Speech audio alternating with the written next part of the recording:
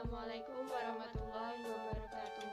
Perkenalkan, nama saya Debbie Ayuning Tias, NIM 361955401045.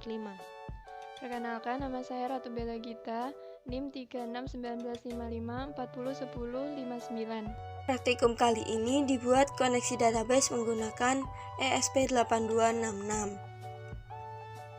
Pada praktikum ini digunakan web server yang merupakan penghubung pemanggilan dan penyimpanan data pada database.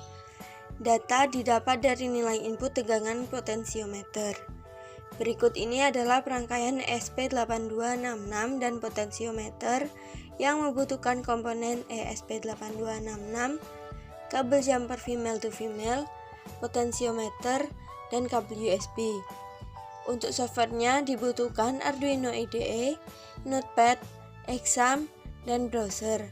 Koneksikan laptop dengan internet Wi-Fi. Setelah komponen terangkai, buat kode pada Arduino IDE sebagai berikut. Include ESP8266 Wi-Fi.h untuk memasukkan library ESP8266. Deklarasi analog pin ESP dengan analog pin A0 dan deklarasi sensor value 0 untuk membaca value dari potensiometer. Const-char SSID, password, dan host untuk mendefinisikan nama Wi-Fi atau SSID, password Wi-Fi, dan IP PC server.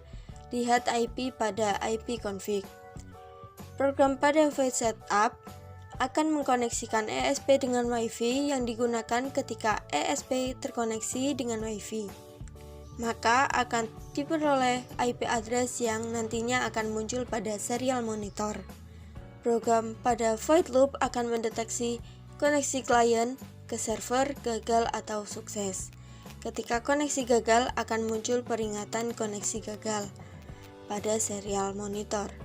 Apabila koneksi pada server sukses, maka akan muncul value nilai potensio, URL, dan limit waktu koneksi.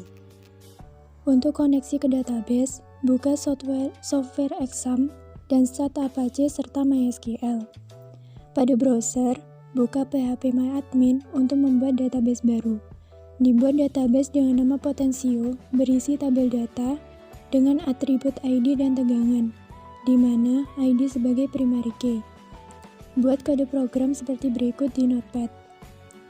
Pada program, dibuat variabel host, user, password, name dengan tanda dolar untuk mendefinisikan nama host atau IP server, username, dan password MySQL, serta nama database yang digunakan untuk menyimpan data.